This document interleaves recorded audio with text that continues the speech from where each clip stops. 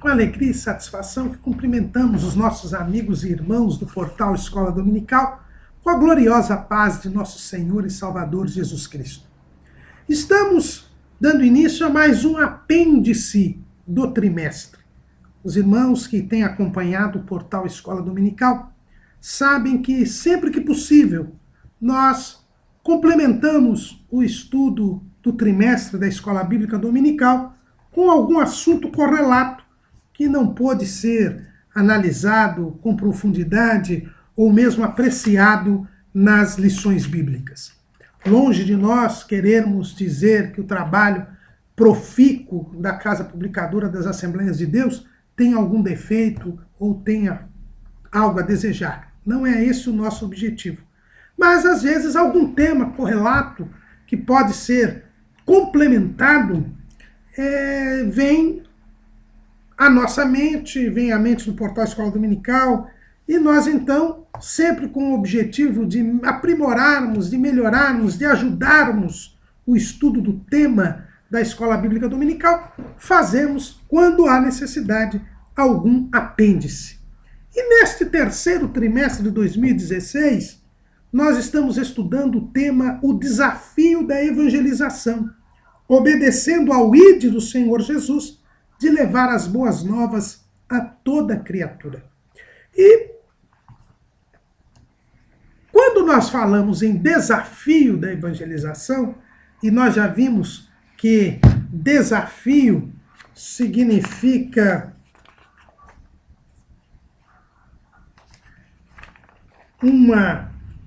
o ato de incitar alguém a fazer alguma coisa, geralmente além das suas disponibilidades, o ato de provocar alguém a fazer algo, nós verificamos que o desafio, se é o ato de provocar a fazer algo, é porque este algo não está sendo feito.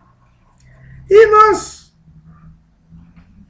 meditando neste título deste trimestre, nós resolvemos fazer um apêndice a respeito dos impedimentos ao cumprimento da grande comissão. Se a evangelização é um desafio, é o ato de provocar alguém a fazer alguma coisa, é porque isso não está sendo feito. E por que que isso não está sendo feito? Por que que a evangelização não é feita? É isso que nós gostaríamos de meditar com os irmãos durante alguns minutos aqui, neste apêndice. O que impede a igreja de evangelizar? Quais são os fatores que impedem a igreja de evangelizar? E por que a evangelização tem deixado muito a desejar? Em primeiro lugar, para nós falarmos sobre esses impedimentos ao cumprimento da grande comissão, nós devemos desfazer um conceito equivocado que nós temos hoje e que tem iludido muita gente e que tem ajudado muito a que não haja a evangelização. É o conceito de que o evangelho está conquistando o mundo, de que vivemos um período de grande evangelização, de triunfo da evangelização. Nós vamos pegar especificamente o nosso país, o Brasil. Há uma ilusão, um engano, um equívoco na igreja brasileira em nossos dias. Se nós formos pegar as pesquisas do IBGE, o Instituto Brasileiro de Geografia e Estatística, que faz o censo, o último censo foi dito que havia aqui, vamos ler aqui, o último censo diz que havia 22,2% dos brasileiros evangélicos em 2010, contra 15,4% em 2000. Então nós teríamos aqui um aumento de 61,45% do número de evangélicos no Brasil. Pesquisas do IBGE de 2015 dizem que a população evangélica já seria no Brasil de 25%. Ou seja, de cada 4 brasileiros, 1 já seria evangélico. Quem olha esses números diz como a evangelização está triunfando, como a igreja está evangelizando.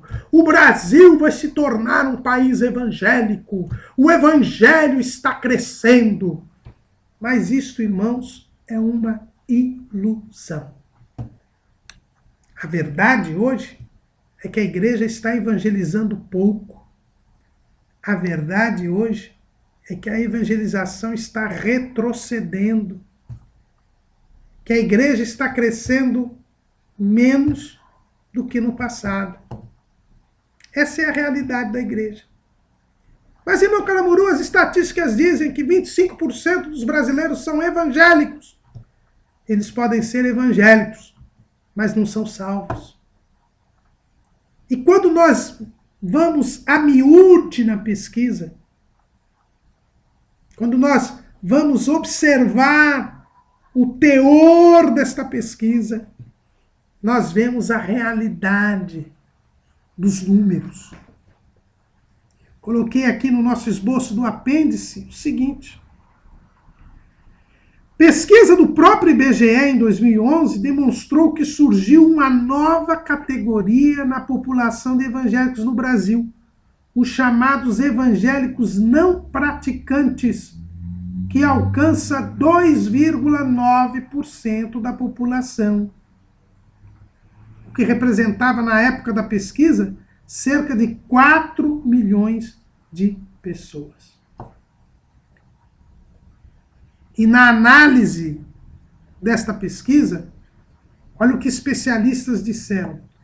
Isto só é possível porque o universo espiritual está tomado por gente que constrói a sua fé sem seguir a cartilha de uma denominação. Se outrora o padre ou o pastor produziam sentido à vida das pessoas de muitas comunidades, atualmente celebridades, empresários e esportistas, só para citar 3 exemplos, dividem esse espaço com essas lideranças. Assim, muitas vezes, os fiéis interpretam a sua trajetória e o mundo que os cerca de uma maneira pessoal, sem se valer da orientação religiosa. Esse fenômeno, conhecido como secularização, revelou o enfraquecimento da transmissão das tradições, presente até mesmo entre os que se dizem sem religião.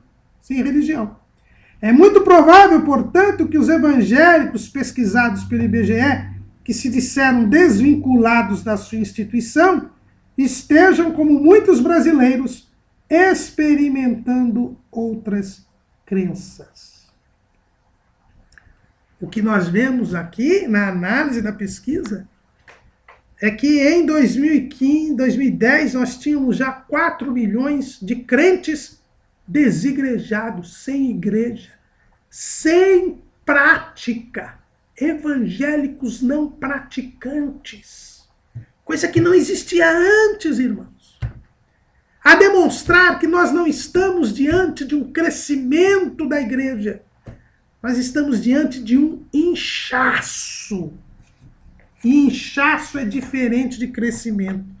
Quando você tem um inchaço no seu corpo, você não tem um crescimento, você tem uma anomalia, você tem uma doença, você tem uma enfermidade.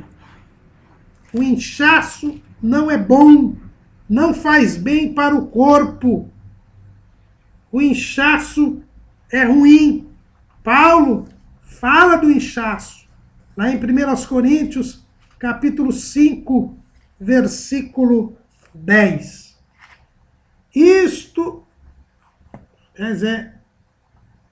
Versículo 2, desculpe. Estais inchados, e nem ao menos vos entristecestes por não ter sido dentre vós tirado quem cometeu tal ação. Ainda em 1 Coríntios, no capítulo 8, no versículo 1, Paulo diz assim: ora, no tocante às coisas sacrificadas aos ídolos, sabemos que todos temos ciência. A ciência incha, mas o amor edifica. E lá em Colossenses, no capítulo 2 e no versículo 16, Paulo, ele fala o seguinte, Colossenses 2 e 18, melhor dizendo. E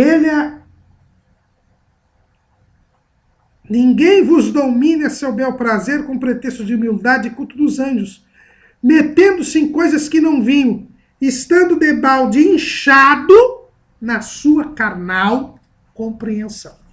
Inchaço é enfermidade, inchaço é anomalia, inchaço é doença. E o que nós estamos vendo são igrejas se incharem, haver um crescimento numérico que nem é permanente, é temporário, porque esta mesma pesquisa do IBGE mostra que nós temos hoje o que chamamos de migração religiosa. Aqui no nosso esboço, nós vemos o seguinte: em 2006, um levantamento feito por um especialista em sociologia da religião, Silvia Fernandes, da Universidade Federal Rural do Rio de Janeiro, verificou que cerca de 1/4 dos 2.870 entrevistados já havia trocado de crença. Outro estudo do ano passado revelou, produzido pela professora Sandra Duarte de Souza, de Ciências Sociais e Religião da Universidade Metodista de São Paulo, para o seu trabalho de pós-doutorado na Universidade de Campinas, revelou que 53% das pessoas, o universo pesquisado foi de 433 evangélicos, já haviam participado de outros grupos religiosos. Esse é o fenômeno da migração religiosa. É uma instabilidade religiosa. É as pessoas pulando de galho em galho. Esta é a realidade das estatísticas que dizem que o número de evangélicos cresceu no Brasil. Então, há uma ilusão, um engano de que a evangelização está progredindo. Não, irmãos, a igreja não está crescendo no Brasil. A igreja está inchando. E as pessoas não têm nenhuma solidez doutrinária, não estão saindo das trevas e indo para a maravilhosa luz, não estão caminhando para o céu. Pelo contrário, elas estão se decepcionando com o evangelho, com o que o que apresentam para ela o que é o evangelho, e estão migrando para outros lugares. Ao mesmo tempo, nós estamos vendo o aumento de seitas e heresias no país, o aumento de pessoas que se dizem ateias, o aumento de pessoas que desacreditam em Deus. Nós estamos vendo crescendo, inclusive, o islamismo no Brasil. Nós colocamos aí em nosso esboço, o islamismo tem crescido, principalmente na região metropolitana de São Paulo, assustadoramente. E por que isso, irmãos? Porque a evangelização está deixando a desejar. Por isso que o nosso trimestre é o desafio da evangelização, provocando a igreja a cumprir a grande comissão, que não está sendo cumprida a contento, que está deixando a desejar. E nós estamos inchando as igrejas, estamos levando as pessoas a se decepcionarem com o que acham que é o evangelho, porque não é o evangelho que está sendo pregado. E isso tem trazido grande prejuízo. A igreja, na verdade, está encolhendo. E nós já vimos isso na Europa, nós já vimos isso nos Estados Unidos, e estamos começando a ver no Brasil. É triste, irmãos. Mas se a gente vê a Europa hoje, é um continente que apostatou da fé. Se nós vamos aos Estados Unidos, é uma nação que apostatou da fé. E o Brasil está indo nesta mesma toada, porque não há evangelização. E o primeiro fator que nos leva a esta situação deplorável que nós estamos na atualidade é o chamado sono espiritual. Paulo, escrevendo aos Romanos, no capítulo 13 e no versículo 11, ele diz: e isto digo conhecendo o tempo, que é já a hora de despertarmos do sono, porque a nossa salvação está agora mais perto de nós do que quando aceitamos a fé. Paulo está escrevendo para a igreja de Roma. E um dos objetivos que Paulo escreveu a carta aos Romanos, nós estudamos no trimestre passado, foi o fato de que a igreja de Roma, apesar de ser uma das mais antigas igrejas cristãs, ela não evangelizava. Ela tinha ali aqueles judeus que eram descendentes daqueles que haviam crido em Jesus no dia de Pentecostes, os forasteiros romanos que creram em Jesus no dia de Pentecostes, voltaram a Roma e fundaram a igreja de Roma, e ali estavam seus descendentes, e os gentios que tinham vindo morar em Roma, porque Roma era a capital do mundo e tinha muita migração para Roma, e aquela igreja tinha aqueles gentios que tinham vindo de todas as partes do império, os judeus que tinham voltado de Roma depois da expulsão de Cláudio, e a igreja de Roma estava ali naquela vidinha. Não evangelizava ninguém em Roma, nem muito menos fora de Roma. E como Paulo queria ser mandado como missionário da igreja de Roma para a Espanha, ele teve que despertar o sono espiritual da igreja de Roma. A igreja de Roma estava dormindo, porque não evangelizava. E só começou a evangelizar depois que Paulo chegou a Roma preso. Porque Paulo começou a pregar o evangelho na prisão. E aí a igreja de Roma se despertou para evangelizar. É o que a gente lê lá em Filipenses, capítulo 1. E quero, irmão, que saibais que as coisas que me aconteceram contribuíram para maior proveito do evangelho.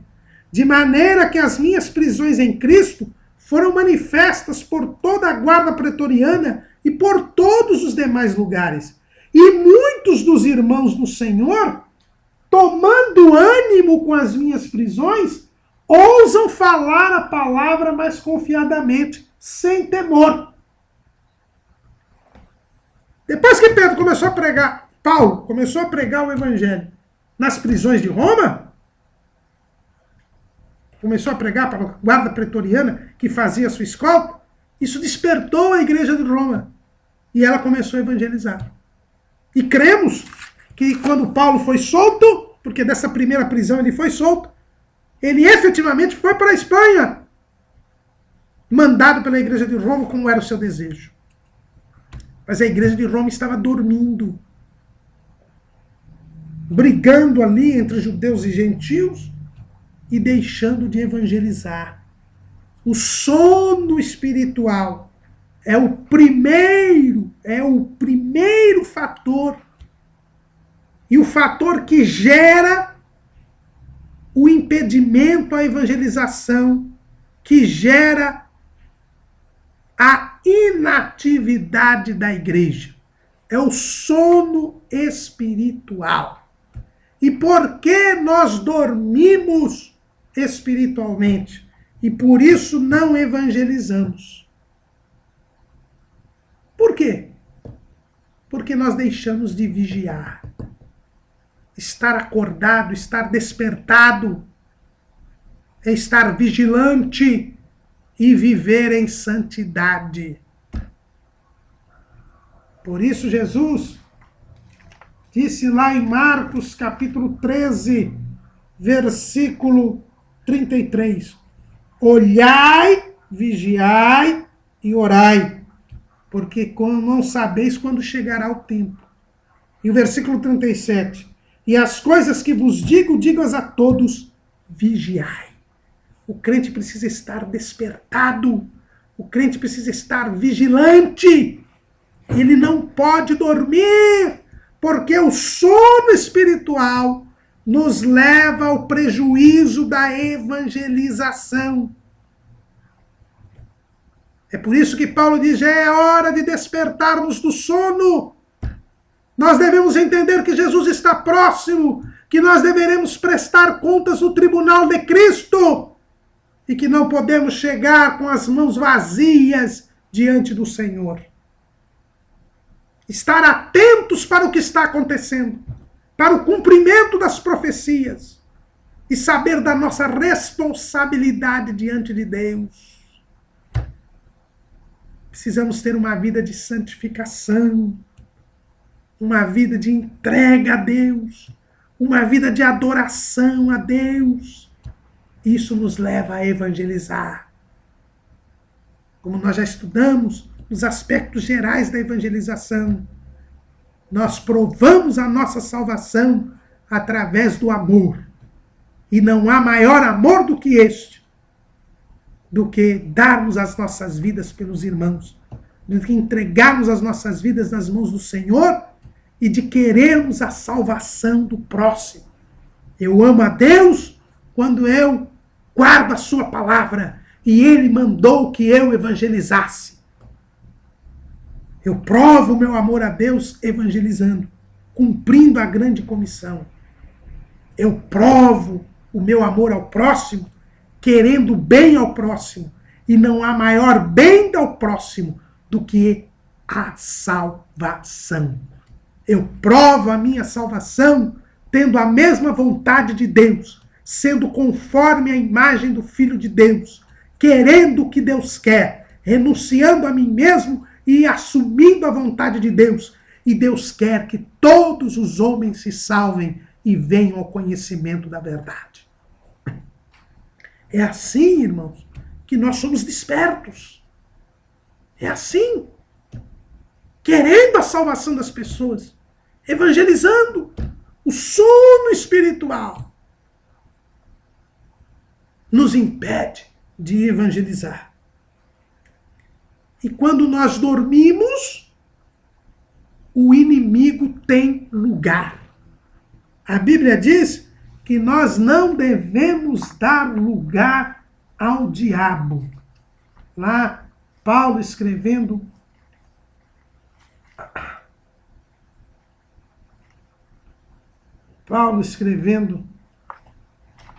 aos Efésios, se não me falha a memória, né?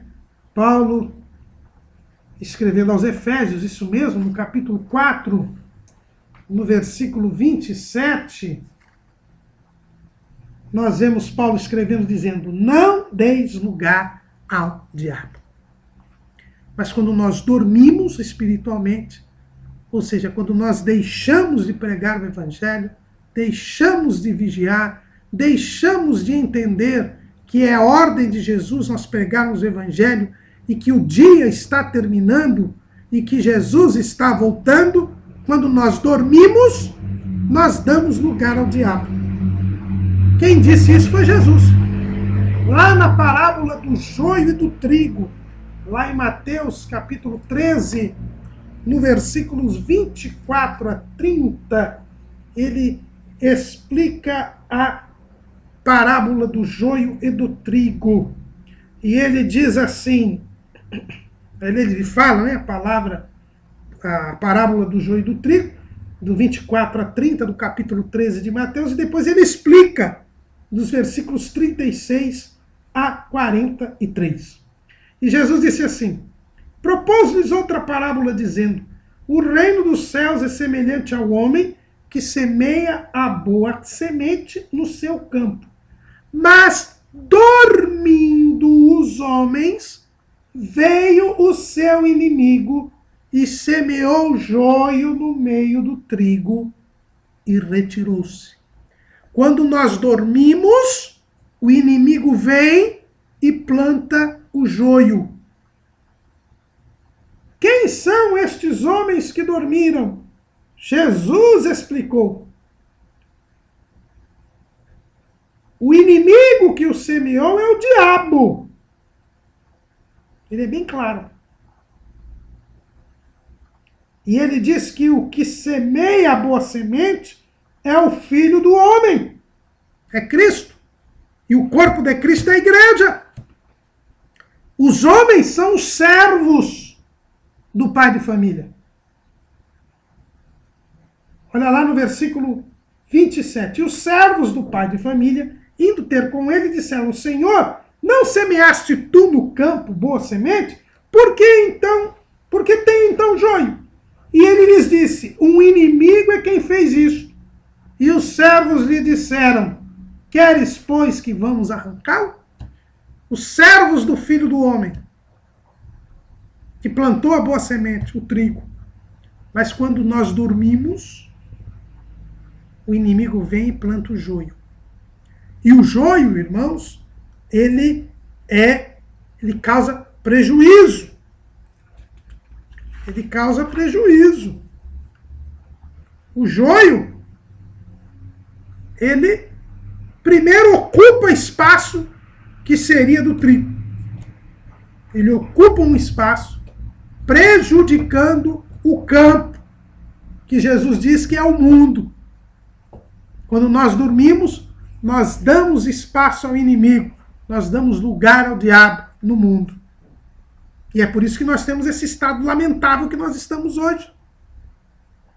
Com o aumento das heresias, das seitas, com o aumento das falsas religiões e com o inchaço da igreja. Não o crescimento, o inchaço, porque nós deixamos de evangelizar. Eis a verdade, irmãos. É triste, mas essa é a verdade, é a realidade que nós estamos vivendo. E o joio, ele faz com que se produzam toxinas.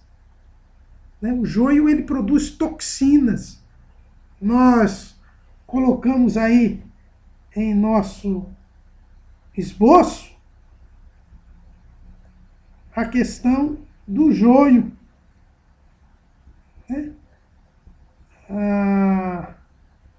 Ele produz toxinas. Ele faz mal. Ele traz frutos venenosos até. Mas não é só isso. Quando nós estamos dormindo, nós não discernimos o corpo do Senhor.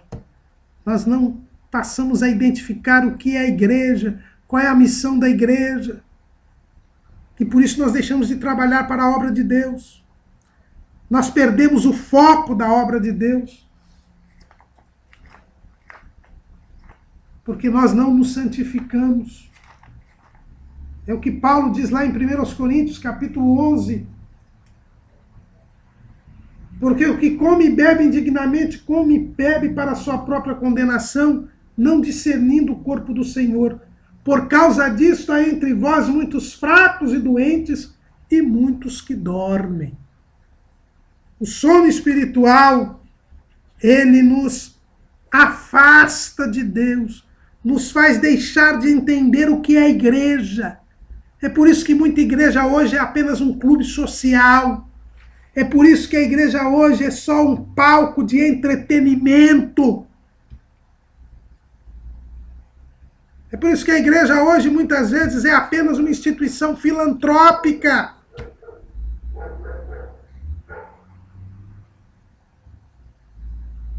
É por isso que muita igreja hoje é apenas forma de ganhar votos. É apenas uma máquina arrecadadora de dinheiro.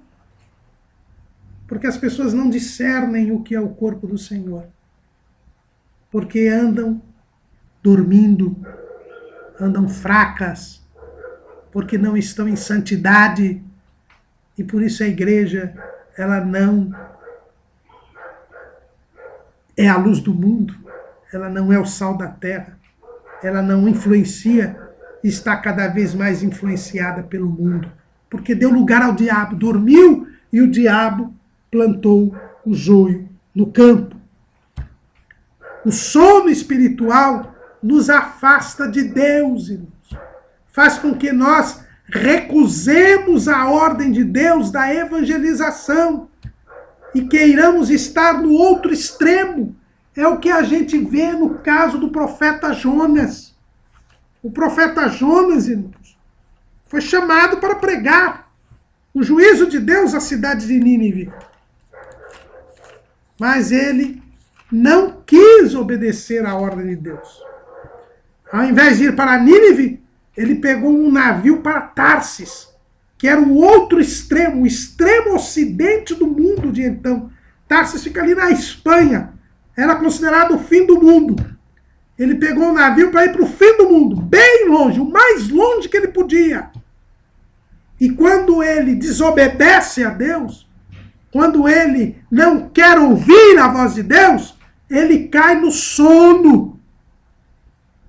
É o que a gente lê lá em Jonas, capítulo 1, versículo 3. E Jonas se levantou para fugir de diante da face do Senhor para Tarsis. E descendo a Jope, achou que um navio ia para Tarsis. Pagou, pois, a sua passagem e desceu para dentro dele, para ir com eles para Tarsis, de diante da face do Senhor. Mas o Senhor mandou ao mar um grande vento, e fez-se no mar uma grande tempestade, e o navio estava para quebrar-se. Então temeram os marinheiros, e clamava cada um ao seu Deus, e lançavam no mar as fazendas que estavam no navio, para o aliviarem do seu peso. Jonas, porém, desceu aos lugares do porão, e se deitou, e dormia um profundo sono. O sono profundo só vem quando nós estamos desobedecendo a Deus, quando nós nos afastamos de Deus e nós nos tornamos indiferentes ao sofrimento do próximo. O navio estava afundando, havia uma grande tempestade, a tripulação jogava os materiais no mar, jogava todas as mercadorias no mar, e Jonas estava dormindo no porão. O sono espiritual nos faz afastar de Deus e nos faz ficar indiferentes às necessidades do próximo, ao sofrimento do mundo. É por isso que o sono espiritual impede a evangelização, porque o sono espiritual nos faz cegos diante da necessidade de salvação dos incrédulos. Nós não nos sensibilizamos pelo sofrimento, nós não nos sensibilizamos pela opressão dos pecadores. Nós estamos indiferentes, como Jonas estava naquele navio. E precisou o mestre do navio chegar-se a ele e dizer: que tens, dormente? Levanta-te, invoca o teu Deus. Talvez assim Deus se lembre de nós, para que não pereçamos. Precisou o mestre do navio, que era gentio, que era incrédulo, cutucar Jonas, para que ele acordasse e invocasse o seu Deus. É exatamente o que Paulo conclama os crentes de Éfeso a fazer. Lá em Efésios, capítulo 5, versículo 14. Pelo que diz: desperta, tu que dormes, e levanta-te dentre os mortos, e Cristo te esclarecerá. Portanto, vede prudentemente como andais, não como nécios, mas como sábios, remindo o tempo, porquanto os dias são maus. Pelo que não sejais insensatos, mas entendei qual seja a vontade do Senhor. E não vos embriagueis com vinho em que há contenda, mas enchei-vos do Espírito. Nós temos que acordar, irmãos. Nós temos que despertar. do sono espiritual, porque o sono espiritual nos impede de fazer a vontade de Deus e ainda traz prejuízo ao mundo, porque o mundo fica sofrendo e nós somos indiferentes ao mundo e nós damos lugar ao diabo e o diabo planta o joio e traz prejuízo e traz veneno para a humanidade. Ocupa espaço no mundo, porque a igreja está dormindo. E Paulo diz, olha, veja como vocês estão andando. Vocês têm que andar como sábios. E diz o proverbista Salomão, que quem é sábio ganha almas. Quem ganha almas, sábio é. Nós só andaremos prudentemente e como sábios neste mundo se ganharmos almas para o Senhor Jesus. Senão nós seremos insensatos. Nós não entenderemos a vontade de Deus ou estaremos rebeldes à vontade de Deus. E como Jonas, seremos lançados ao mar. E estaremos lá no inferno. Foi o que Jonas disse. Quando ele estava no ventre do peixe, ele orou ao Senhor. E ele disse assim, na minha angústia clamei ao Senhor. E ele me respondeu, do ventre do inferno clamei. E tu ouviste a minha voz. Antes de cairmos no ventre do inferno, irmãos, acordemos, que Cristo nos esclareça, que não sejamos insensatos, mas que entendamos que a vontade do Senhor é que todos os homens se salvem e venham ao conhecimento da verdade. Que nós irmos por todo mundo, que nós vamos por todo mundo e preguemos o evangelho a toda criatura. Precisamos acordar, irmãos. Precisamos acordar. Porque o sono espiritual dá lugar ao diabo. O sono espiritual prejudica a igreja, impede o crescimento do evangelho, o crescimento da igreja, e pode nos levar ao ventre do inferno. Quando nós agimos como Jonas agiu, nós entramos na situação da igreja de Laodiceia. A igreja de Laodiceia era uma igreja que também não evangelizava.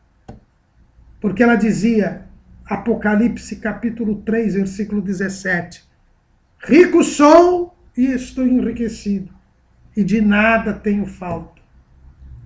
Mas a cidade dela era outra. E não sabes que és um desgraçado e miserável e pobre e cego e nu. Jesus já estava fora daquela igreja. Olha o que ele diz no versículo 20. Eis que estou à porta e bato. Se ele está à porta e bate é porque ele está do lado de fora. A igreja de Laodiceia se achava a cocada preta, como dizem. O máximo da cocada preta.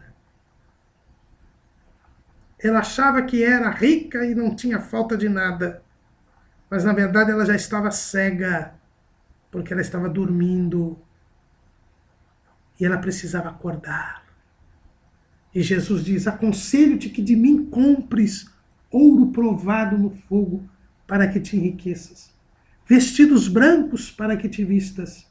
E não apareça a vergonha da tua nudez, e que unjas os teus olhos com colírio, para que vejas. Nós precisamos acordar, irmãos.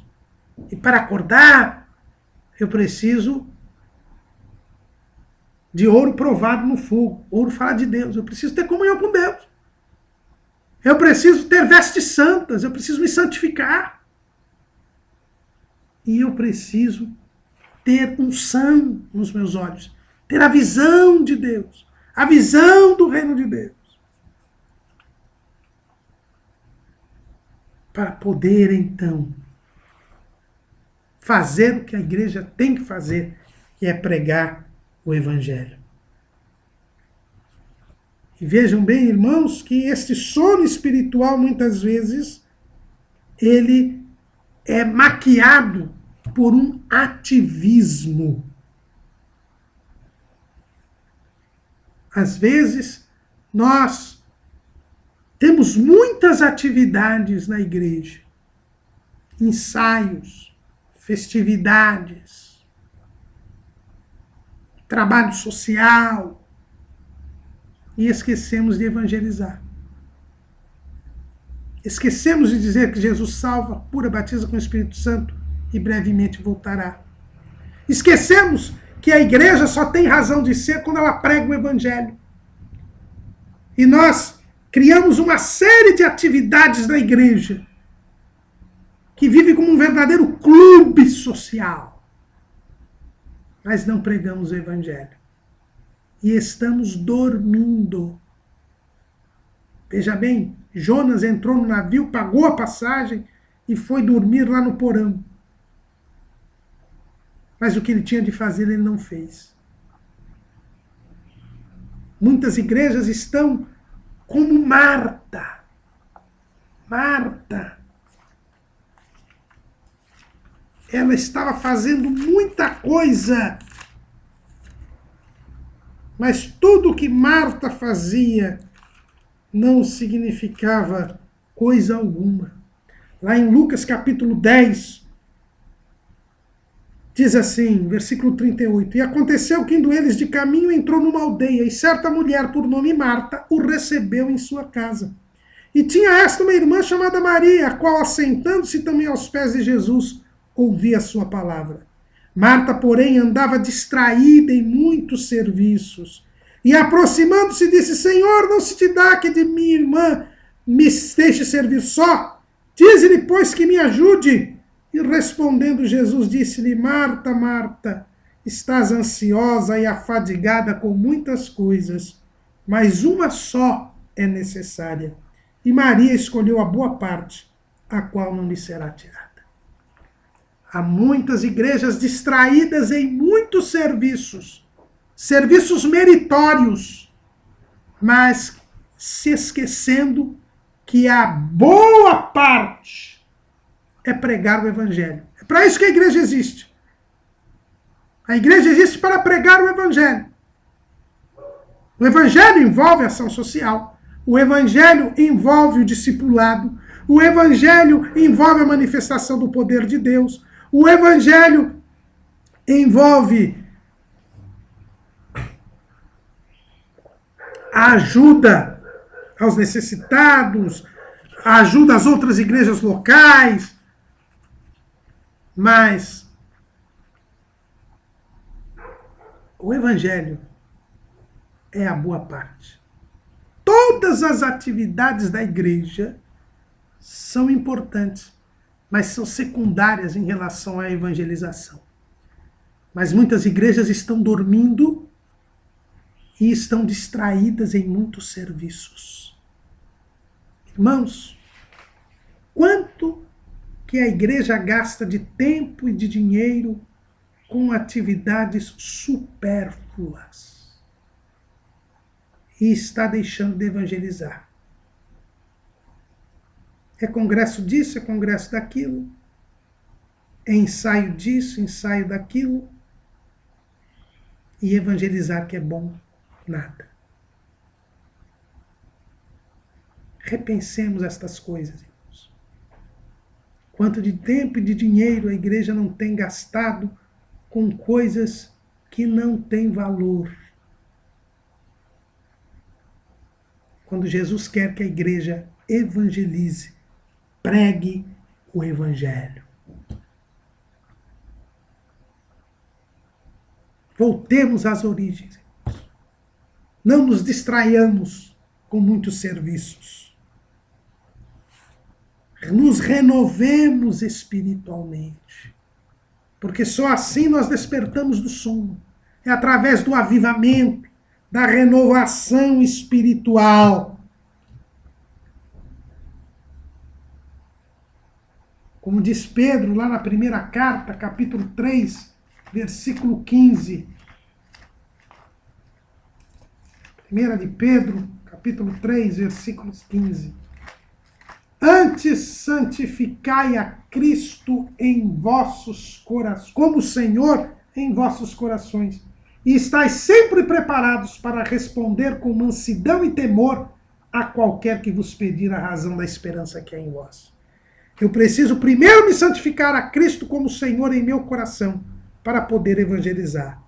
É por isso que a evangelização hoje está tão tacanha, está retrocedendo, está declinante, porque não há cuidado com o avivamento, não há cuidado com a santificação.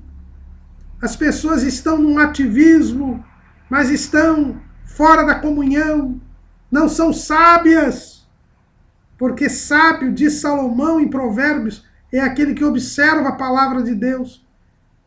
Não estão se enchendo do Espírito, mas estão se embriagando com vinho. E o vinho fala da alegria mundana, das coisas terrenas. Por isso estão no sono espiritual. E o sono espiritual, ele impede a evangelização, o cumprimento da grande comissão.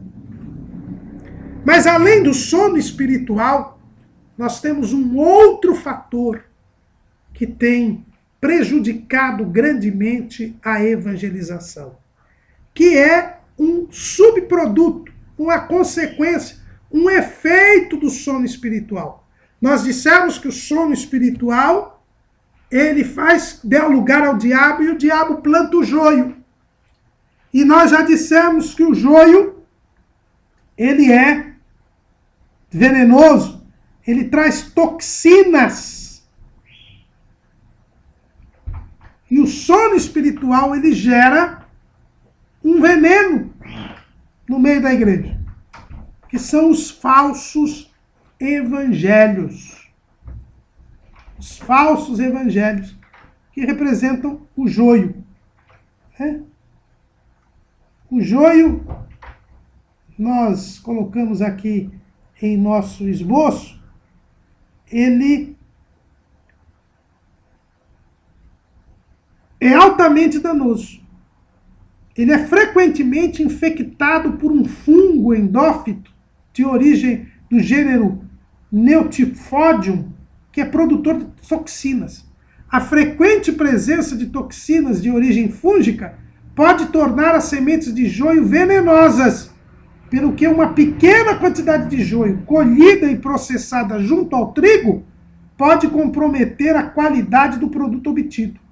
Vem daí a famosa expressão: é preciso separar o joio do trigo. O joio, ele traz toxinas, ele traz um veneno. E este veneno são os falsos evangelhos. É outra coisa que tem impedido, tem prejudicado a evangelização, são os falsos evangelhos. E Paulo fala disso, sobre os outros evangelhos, lá em Gálatas, capítulo 1, versículo 6. Ele escreve assim para os crentes da Galácia: maravilho-me que de tão depressa passasseis daquele que vos chamou à graça de Cristo para outro evangelho, o qual não é outro, mas há alguns que vos inquietam e querem transtornar o evangelho de Cristo. Mas ainda que nós mesmos, ou um anjo do céu, vos anuncie outro evangelho, além do que já vos tenho anunciado, seja anátema. Assim como já vos dissemos, agora de novo também vos digo: se alguém vos anunciar outro evangelho, além do que já recebestes, seja anátema. Irmãos, os falsos evangelhos que estão sendo pregados prejudicam o cumprimento da grande comissão. Por isso que nós temos igrejas inchadas hoje. Por isso que esse crescimento numérico é ilusório e enganoso. Porque são pessoas que vêm à igreja através dos falsos evangelhos. Porque quando houve o sono espiritual, o diabo plantou o joio. E o joio traz toxinas e traz venenos. E esses venenos é o outro evangelho. Paulo saiu da Galácia e vieram os crentes judaizantes pregar um outro evangelho para a Galácia. E infelizmente os crentes da Galácia estavam embarcando nessa. Estavam crendo em outro evangelho. E diz Paulo que eles depressa passaram da graça de Cristo para o outro evangelho. E quais são estes falsos evangelhos que trazem maldição? Porque a Bíblia diz que quem anuncia este outro evangelho seja anátema, é amaldiçoado. Estes falsos evangelhos, eles trazem maldição. Por que eles trazem maldição? Porque eles tiram as pessoas da verdade e levam as pessoas para a mentira, enganam as pessoas, e as pessoas acham que estão salvas, mas estão perdidas. E as pessoas, enganadas por esses falsos evangelhos, acabam se decepcionando com Cristo. E Cristo não tem nada a ver com isso. Mas esses falsos evangelhos são agentes de Satanás que trazem veneno e matam estas pessoas. E jogam estas pessoas no caminho do inferno novamente. Ou muitas vezes elas nem saíram do caminho do inferno, mas agora elas estão caminhando para o inferno, achando que estão indo para a luz, indo para o céu. São duplamente enganadas. Os falsos evangelhos, esta toxina do joio, que compromete o trigo, é o outro fator que impede o cumprimento da grande comissão. E a igreja tem que enfrentar esses falsos evangelhos, porque infelizmente eles estão sendo pregados no nosso meio. Porque o inimigo introduz o joio no meio do trigo. São falsos mestres que têm se levantado e atrapalhado a igreja. Lá na segunda carta de Pedro, capítulo 2, versículo 1, Pedro fala a respeito disso. E também houve entre o povo falsos profetas, como entre vós haverá também falsos doutores, que introduzirão encobertamente heresias de perdição e negarão o Senhor que os resgatou, trazendo sobre si mesmos a repentina perdição. E muitos seguirão as suas dissoluções, pelos quais será blasfemado o caminho da verdade. Estes falsos evangelhos, irmãos, tem sido outro fator que tem prejudicado a evangelização, que tem trazido prejuízos ao cumprimento da grande comissão. E quais são estes falsos evangelhos? Para nós elencarmos esses falsos evangelhos, nós vamos nos valer aqui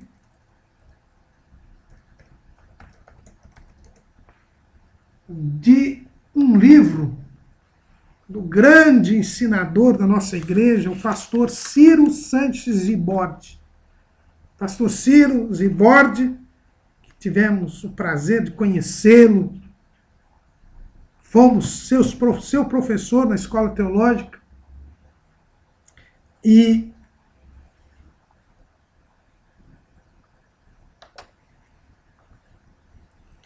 ele escreveu um livro, dos muitos livros que ele já escreveu. Esse livro é muito bom, que é Evangelhos que Paulo jamais pregaria. E pastor Ciro Zibordi, ele elenca 8 falsos evangelhos. 8 falsos evangelhos.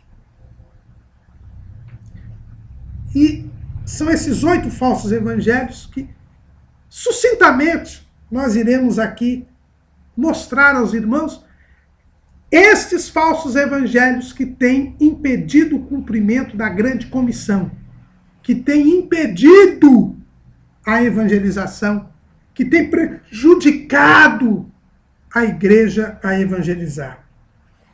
O primeiro evangelho é o evangelho empirista. O evangelho empirista é o evangelho da experiência. É o evangelho, diz o pastor Ciro Zibordi, que inverte o que a Bíblia ensina lá em Marcos 16 e 17. E estes sinais seguirão os que crerem. Só a primeira parte. Os sinais seguem os que creem. Primeiro nós temos que pregar que Jesus salva. Depois ele confirma a palavra com os sinais.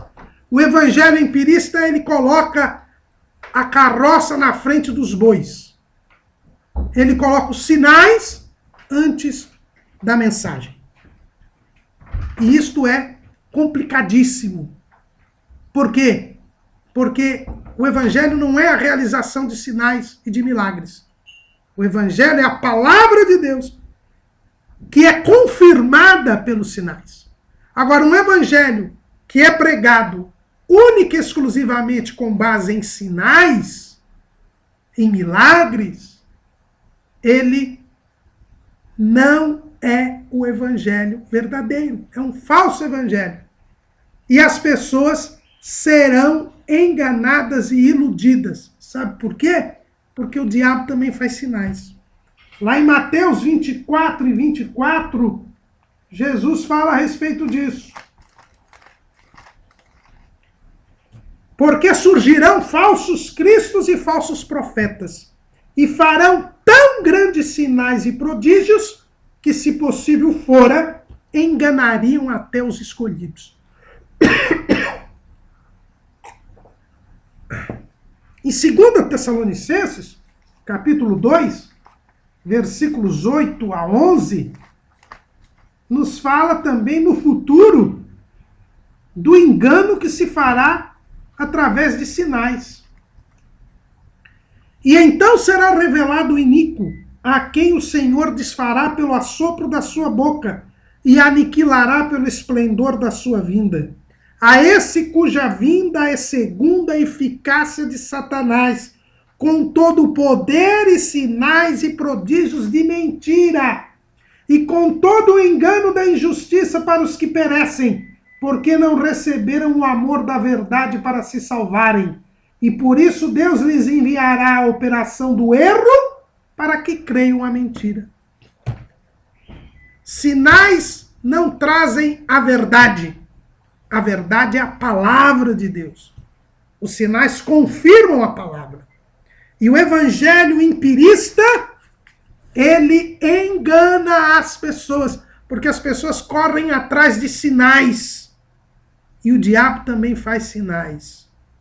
E quem corre atrás de sinais hoje, numa igreja evangélica, amanhã também vai correr atrás de sinais numa cura espiritual, num centro espírita. Irmãos. O evangelho empirista, ele é enganador. Porque as pessoas vão correr atrás de sinais e não crerão em Jesus. E é a fé em Cristo que traz a salvação. Não são os sinais que salvam. Este é o primeiro evangelho enganador, falso evangelho. Mas nós também temos o evangelho antropocêntrico, diz o pastor Ciro Zibordi. É o evangelho voltado para o homem. É o evangelho que coloca o homem no centro. É o evangelho triunfalista, onde Deus é um garçom que está a servir bênçãos para o homem. É o evangelho que prega as bênçãos. É o evangelho que prega a imunidade às dificuldades. É o evangelho que diz que o homem virará um super-homem. É o evangelho que coloca Deus à disposição do homem.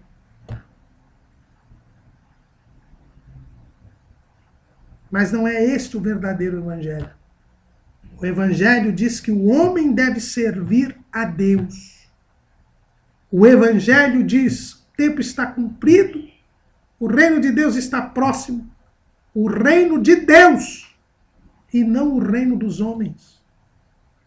É uma inversão de valores. Jesus disse: venha o teu reino, seja feita a tua vontade, assim na terra como no céu.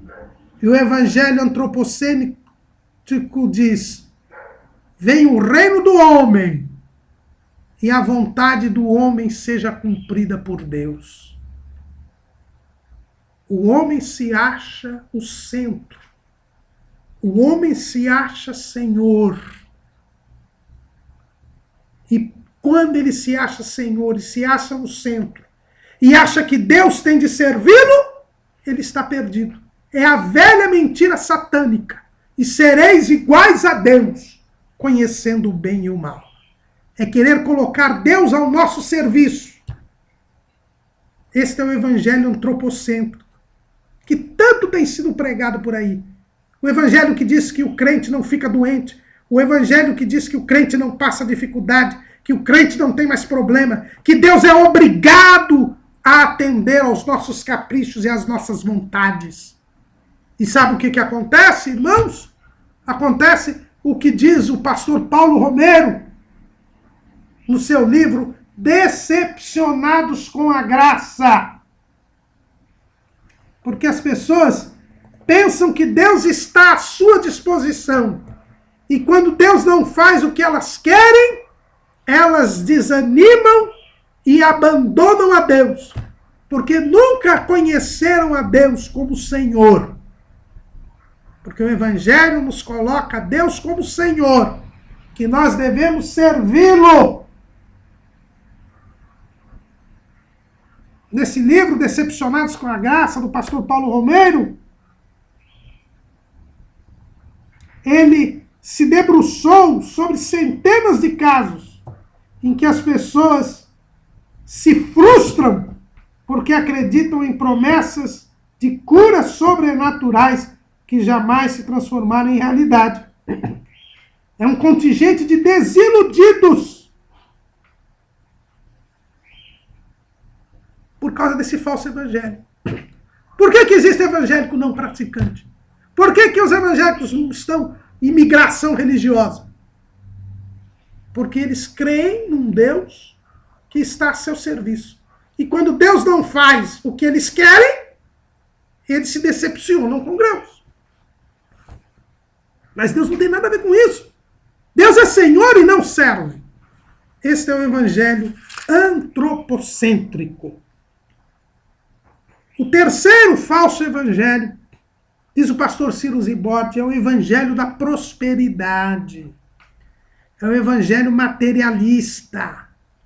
É o evangelho que ensina que Jesus é um meio para nós ficarmos ricos, para nós termos prosperidade material. É o que ensina que o evangelho enriquece materialmente. É o evangelho que tem sido pregado aí junto com o seu co-irmão, que é o evangelho antropocêntrico. Que é exatamente o contrário do que Jesus ensinou. Lá em Mateus capítulo 6, versículo 19. Não ajunteis tesouros na terra, onde a traça e a ferrugem tudo consomem, e onde os ladrões minam e roubam. Mas ajuntai tesouros no céu, onde nem a traça nem a ferrugem consomem, e onde os ladrões não minam nem roubam. Porque onde estiver o vosso tesouro, aí estará também o vosso coração. O evangelho, ele nos ensina a juntar tesouros no céu, e não na terra. Mas o evangelho da prosperidade, ele ensina o contrário.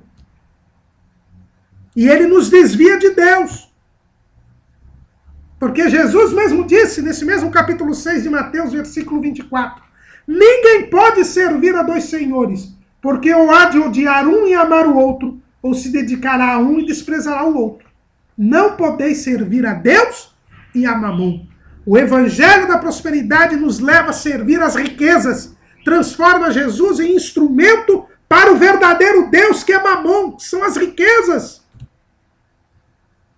E Paulo, escrevendo a Timóteo, em 1 Timóteo, capítulo 6, versículos 9 e 10, ele diz o seguinte, 1 Timóteo, capítulo 6, versículos 9 e 10. Mas os que querem ser ricos caem em tentação e em laço, e em muitas concupiscências loucas e nocivas, que submergem os homens na perdição e ruína, porque o amor do dinheiro é a raiz de toda espécie de males, e nessa cobiça alguns se desviaram da fé e se traspassaram a si mesmos com muitas dores. O evangelho da prosperidade leva à perdição e à ruína, leva ao pecado, leva à decepção com a graça, como diz o pastor Paulo Romeiro, e transforma as pessoas nas mais miseráveis de todos os homens. É o que nós vemos lá em 1 Coríntios, capítulo 15, versículo 19. Se esperamos em Cristo só nesta vida, somos os mais miseráveis de todos os homens. Esse é o terceiro falso evangelho, que, como diz o pastor Paulo Romeiro, tem criado milhares e milhares de pessoas que estão decepcionadas com Jesus. E Jesus não tem nada a ver com isso, mas é porque foi pregado um falso evangelho. E nos nossos púlpitos está sendo pregado este evangelho antropocêntrico, este evangelho empirista, este evangelho da prosperidade, desviando as pessoas da fé, as que já são crentes, e impedindo as pessoas de crerem em Jesus, afastando as pessoas de Jesus. Mas o quarto evangelho, falso evangelho, que Paulo jamais pregaria, como diz o pastor Ciro Zibode, é o evangelho ecumênico, que eu chamo de evangelho light. É o evangelho agradável. É o evangelho que não fala em pecado. É o evangelho que procura atrair as pessoas com uma mensagem bonita, uma mensagem agradável, uma mensagem de amor de Deus, mas que não fala de pecado, que não fala do sacrifício de Jesus na cruz do Calvário, que não fala da necessidade de arrependimento e remissão dos pecados. Quando nós vamos lá em Atos dos Apóstolos, no capítulo 4, no versículo 12, Pedro diz assim: e em nenhum outro há salvação, porque também debaixo do céu nenhum outro nome há, dado entre os homens, pelo qual devamos ser salvos. E lá, no dia de Pentecostes, Paulo diz assim: e disse-lhe Pedro, arrependei-vos, e cada um de vós seja batizado em nome de Jesus Cristo para perdão dos pecados, e recebereis o dom do Espírito Santo. O Evangelho tem que dizer que Jesus salva, que o homem é um pecador e precisa de Jesus para ser salvo, e que Jesus morreu por nós na cruz do Calvário para nos salvar, e que só Jesus salva. Mas o Evangelho ecumênico, ele procura reduzir a doutrina, a palavra de Deus, a princípios morais, princípios éticos, e começa a dizer que todos os caminhos levam a Deus, e que todas as pessoas boas serão salvas. Alguns chegam a dizer que todos serão salvos ao final. O chamado universalismo é o evangelho light, o evangelho que não fala em pecado. É o evangelho que fala em amor, que fala em caridade, quem fala em fraternidade, mas não fala do arrependimento dos pecados e que só Jesus salva. Este evangelho tem enganado muita gente. Muita gente tem ido para o politicamente correto. Muita gente tem ido para o diálogo interreligioso. Muita gente tem dito que todo mundo será salvo, que existem vários caminhos para a salvação. Não vamos falar que só Jesus salva. Não, vamos ser agradáveis às pessoas. Vamos tolerar o pecado das pessoas, porque Deus é bonzinho. Não sejamos fundamentalistas, não sejamos radicais. Não. O cidadão é budista, mas é boa pessoa, ele será salvo. O cidadão é hinduísta, ele será salvo. O cidadão muçulmano, ele é salvo. Irmãos, cuidado, cuidado. Este evangelho ecumênico é o evangelho do anticristo. Será o anticristo que agregará todas as religiões sob o domínio do falso profeta e dentro deste sincretismo religioso fará o povo adorar o diabo. É o que a nova era tem feito. E nós hoje estamos adotando práticas de outras tradições religiosas, dizendo, não, ali a coisa é boa, traz.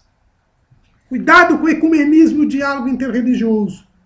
Ele é o falso evangelho, porque ele engana e ele acha que a pessoa, pela sua religiosidade, por seus próprios esforços e méritos, chegará à salvação sem precisar de Jesus. Mas o quinto falso evangelho é o evangelho teológico cêntrico. É o evangelho da teoria, da teologia. Teologia é bom, irmãos. Teologia não é do diabo, é o estudo de Deus, é o estudo da doutrina. Mas o problema é quando nós baseamos a pregação nos ensinos dos teólogos e não na palavra de Deus. No raciocínio do teólogo e não na palavra de Deus. Esse é o evangélico teológico cêntrico, diz o pastor Ciro Zibordi. São pessoas que pregam os ensinos dos teólogos ao invés de pregar a palavra de Deus. A teologia, irmãos, ela é baseada na palavra de Deus. A verdadeira teologia tem que ser baseada na palavra de Deus. Mas às vezes existem digressões, que a teologia é um raciocínio humano a partir da revelação divina. Então a teologia é um raciocínio humano, uma compreensão humana a partir da revelação divina. E existem temas da revelação que não estão perfeitamente claros e o homem acaba fazendo raciocínios, conclusões próprias em aspectos secundários da palavra de Deus. E aí nós temos divergências. E lembramos Agostinho, ele igreja, um grande teólogo, ele dizia, olha, nas coisas essenciais nós temos que ter unidade. Nós não podemos aceitar pensamentos teológicos que contrariam a essência doutrinária da Bíblia. Mas existem aspectos secundários que não são essenciais, e aí nós temos que agir com liberdade. Aspectos secundários da doutrina cristã permitem uma diversidade de entendimento.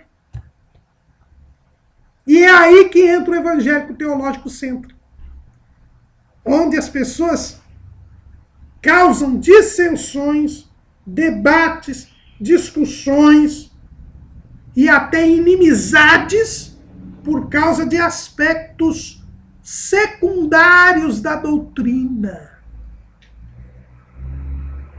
E por causa disso há divisões na igreja.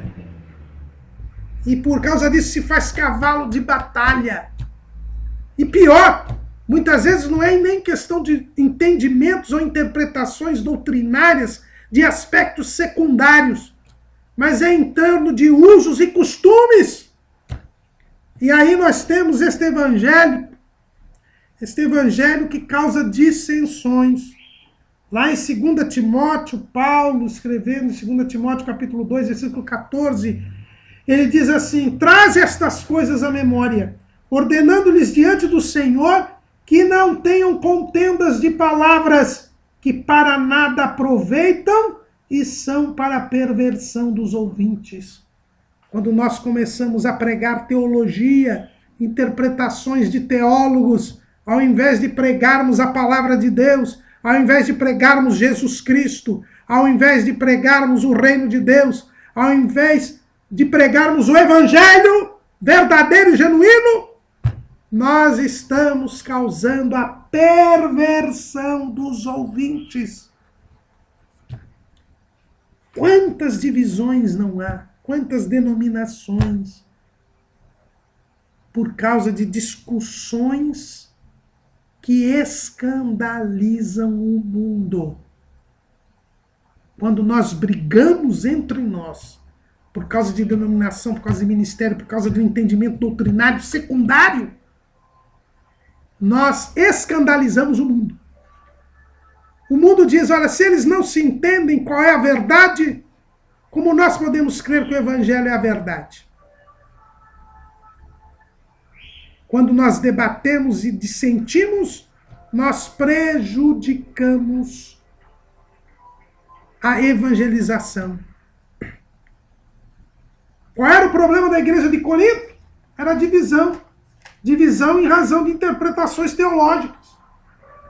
Lá em 1 aos Coríntios, capítulo 1, versículo 12.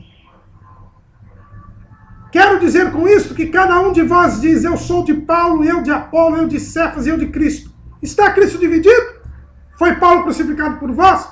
Ou fostes vós batizados em nome de Paulo?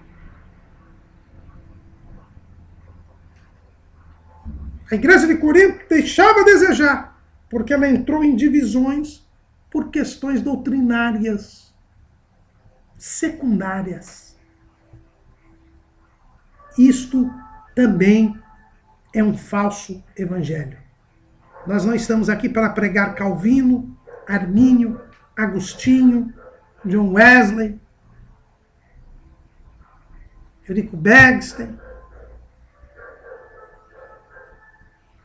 Nós estamos aqui para pregar a Cristo e este crucificado. O sexto evangelho, falso evangelho, é o chamado evangelho filosófico, diz o pastor Ciro Zibordi. É o evangelho filosófico. É o evangelho racional.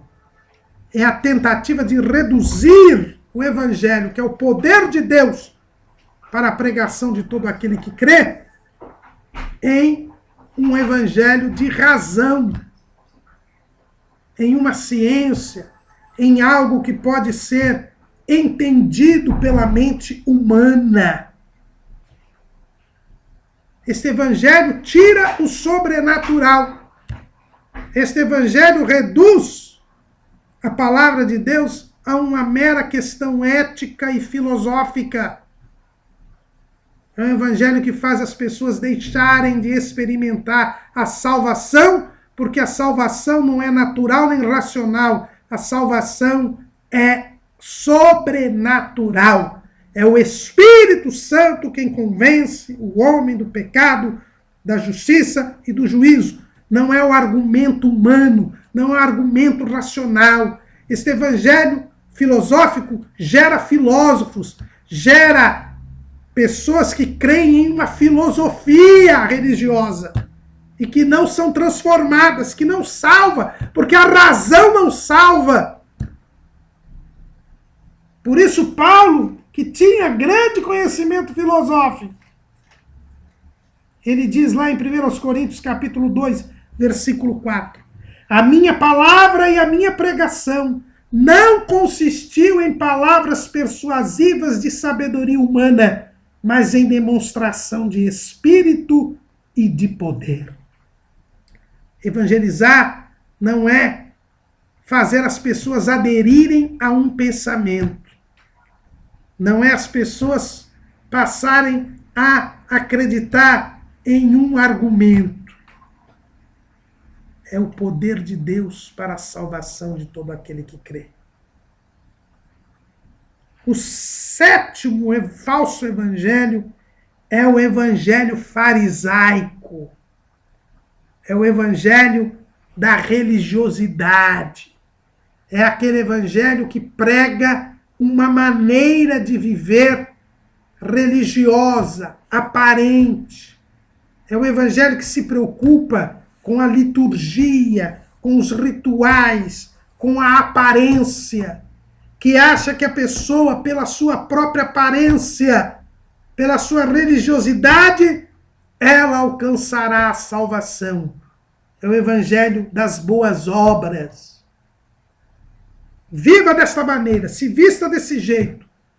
Faça estas orações. Faça estas penitências. Participe desses rituais. E você alcançará a salvação. É o evangelho que ensina que o homem pode salvar através das boas obras. É o evangelho dos fariseus, que era abominado pelo Senhor Jesus. Lá em Mateus capítulo 23, no versículo 4, Jesus diz assim, eu vou ler o versículo 3, observai, pois, e praticai tudo o que vos disserem, mas não procedais em conformidade com as suas obras, porque dizem e não praticam. Pois atam fardos pesados e difíceis de suportar, e os pões aos ombros dos homens, eles, porém, nem com o dedo querem movê-los. É um evangelho cheio de mandamentos de homens, de doutrinas de homens, de palavra de homens, e que não traz a salvação, porque a salvação vem de Deus, não vem do homem. O evangelho farisaico, ele acha que o homem pode vencer, que o homem pode criar um meio de se salvar. Lá em Colossenses, capítulo 2, versículo 22, Paulo fala a respeito disso. Ele diz assim,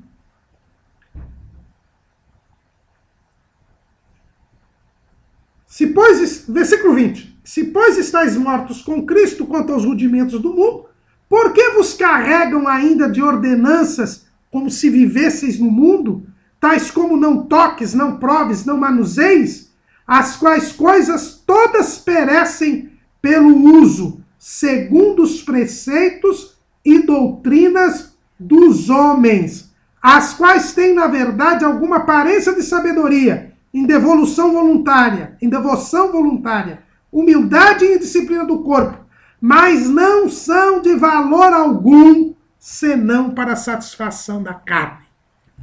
Esse evangelho farisaico não serve para nada, a não ser para uma coisa, como Jesus diz lá em Mateus 23 e 15.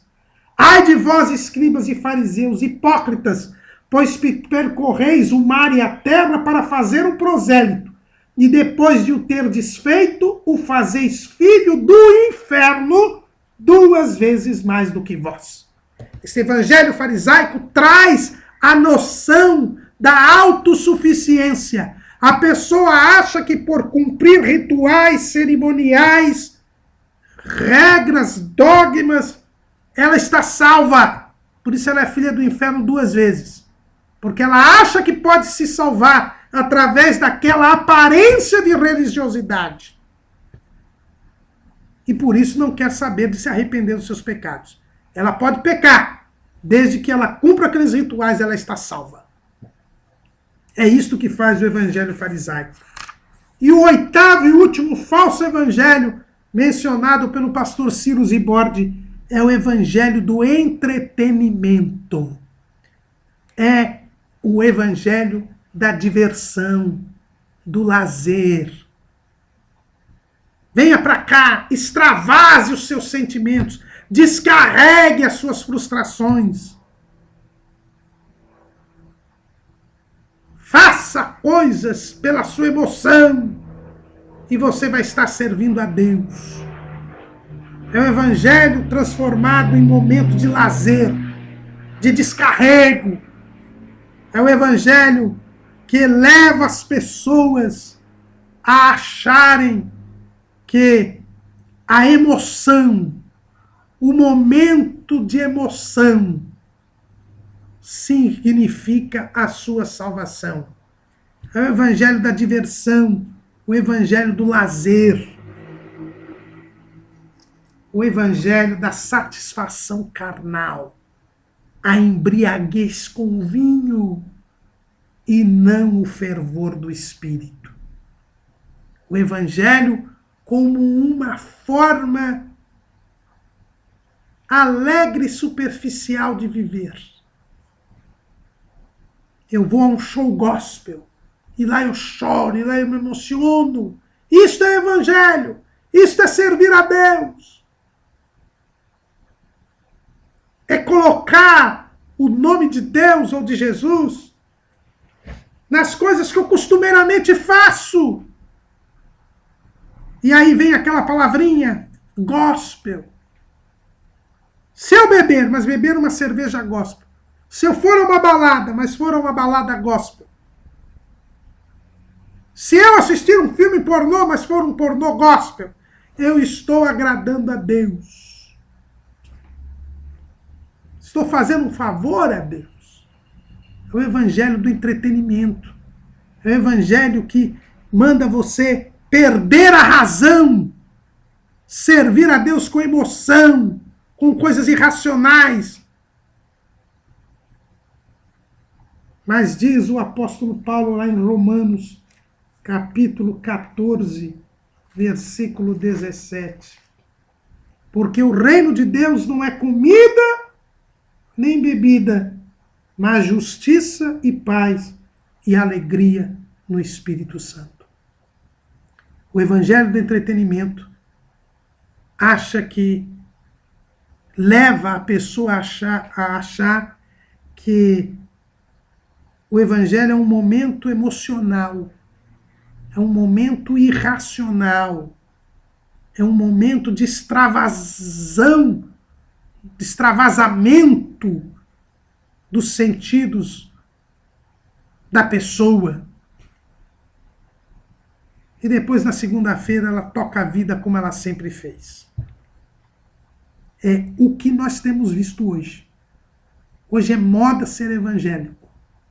E as pessoas acham que ser evangélicas é ouvir música gospel, ir a show gospel, dançar na balada gospel, ter um momento de extravasamento das emoções e depois seguir a vida da mesma maneira. Os falsos evangelhos que são introduzidos na igreja com sono espiritual e que causam milhares e milhões de vidas decepcionadas porque ouviram um falso evangelho, o falso evangelho que amaldiçoa, o evangelho empirista, o evangelho antropocêntrico, o evangelho da prosperidade, o evangelho ecumênico, o evangelho teológico cêntrico, o evangelho filosófico, o evangelho farisaico e o evangelho do entretenimento. Estes 8 falsos evangelhos têm afastado as pessoas de Jesus, têm prejudicado o trabalho da evangelização. É a última hora, irmãos. Jesus está às portas e nós temos um dever para com Deus, que é pregar o evangelho. Mas nós não pregaremos o evangelho enquanto não eliminarmos estes 2 fatores que têm atrapalhado a obra da evangelização: o sono espiritual e os falsos evangelhos.